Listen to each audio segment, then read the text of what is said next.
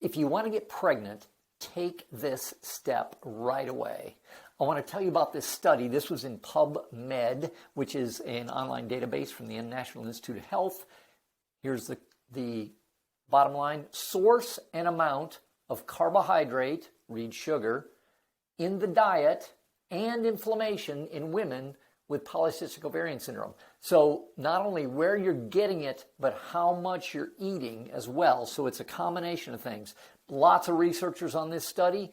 Let's read the abstract and I'll kind of break it down for you. High carbohydrate intake and low-grade inflammation work together with insulin resistance, again, work together, and hyperandrogenism, we'll get into this, to constitute an interactive continuum acting on the pathophysiology of polycystic ovarian syndrome, the most common endocrine disorder in women of reproductive age characterized by oligo and ovulatory infertility and cardiometabolic disorders.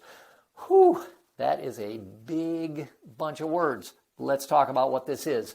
High carbohydrate, sugar, bread, pasta, cereal intake, in other words, you're eating this stuff, and low-grade inflammation, oftentimes these go together, cooperate or make each other worse, is what you can read there, with insulin resistance, which again, a lot of times all three of these, high carbohydrate, low-grade inflammation, and insulin resistance, are all the same cause. They all go together.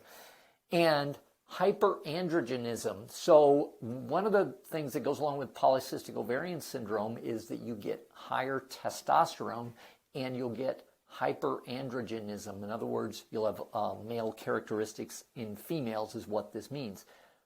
To constitute an interactive continuum, in other words, it gets worse as things go along. The higher the carbohydrate intake, the worse this continuum gets. So we can extrapolate this information. We'll talk about that here in a second.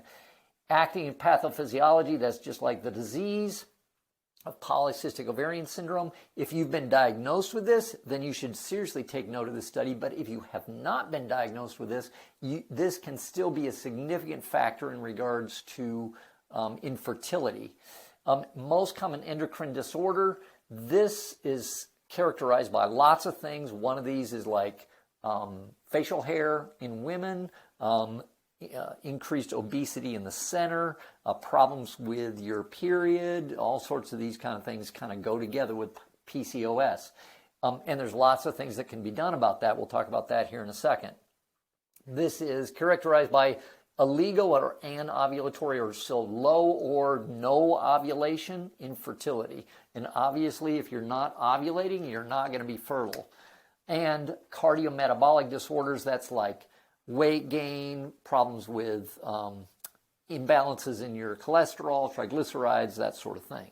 So basically what they're saying is the more carbohydrate intake you have, the more likely you are to be infertile. So cutting back, this study basically says cutting back on sugar and carbs, again, read bread, pasta, cereal, tortillas, chips, anything with sugar in it, or digest down to sugar, is going to cause you to have higher infertility.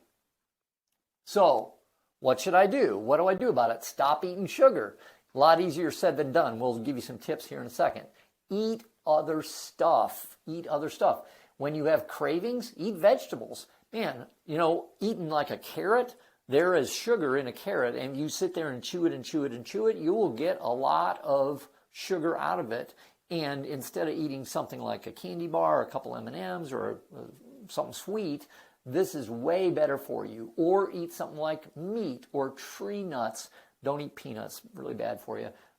Tree nuts, these are all things that you can eat that are going to some degree, especially after time, give you satisfaction when your body is craving sugar or something like that. Help your pancreas out. This is another thing that will help your body handle sugar better.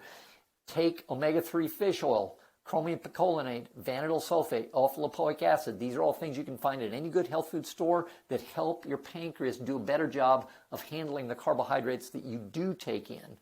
And then intermittent fasting, I've got a whole other video on that. We'll link that in the description. And then stimulate acupuncture points for cravings. I'm going to let you, if you want to, take a little screenshot of this.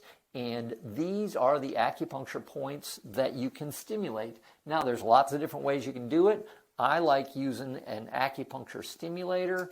This thing is very inexpensive. You can get them on the internet. I give them to my patients and clients for free. But they help stimulate with a very mild electrical current. And we can go to Shen Men right here, which is good for lots of things. You can see my number right there, and I'm going up just a little bit, and I do feel that right now on my Shen Men point. It's becoming a little more aggressive, so I'm going to turn that back down. Anyway, this really works great for cravings, and if you got one of these things, you can do it anytime. Basically, I'm hungry, I'm hitting my points. There's a lot of different ones. These are ones that have been shown to significantly lower cravings. So keep these in mind. Maybe put that on your phone and you can stimulate those. If you don't want to buy one of these things or get them, you can rub them. You can tap them with the the blunt end of a pen or something like that. Anything that will stimulate these points is going to lower your cravings to some degree. Click the link in the description if you want to schedule a time to discuss any kind of issues that you're having with infertility. We get very good results with that and help lots of people in that area. Thanks for listening. I hope this was helpful.